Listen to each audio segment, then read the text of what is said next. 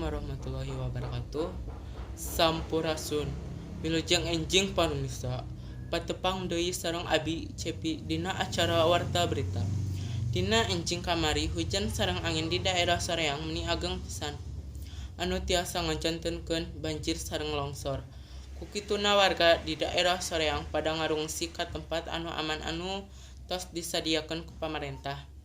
Banjir di daerah Soreang ngaruksak jalan oge teu tiasa dilewati kapaksa warga satempat kedah ngadorong kendaraan kusabab jalanna pinuh ku taneuh anu lesang hayu urang tingali.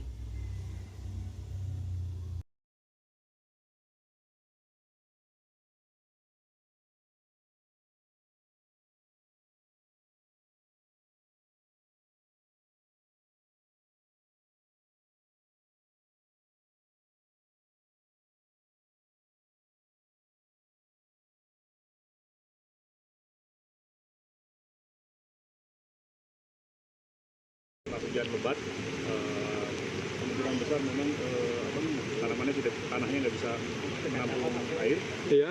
sehingga longsor. Ituna simkuring ngahimbau ka warga anu teu kena kabanjiran sareng longsor tiasa ngabantos sapertos angguan sareng tuangan oge salimo sareng sajabina. Mudah-mudahan banjir di daerah Soreang sing enggal surut deui margi warga seueur pisan kasibukan.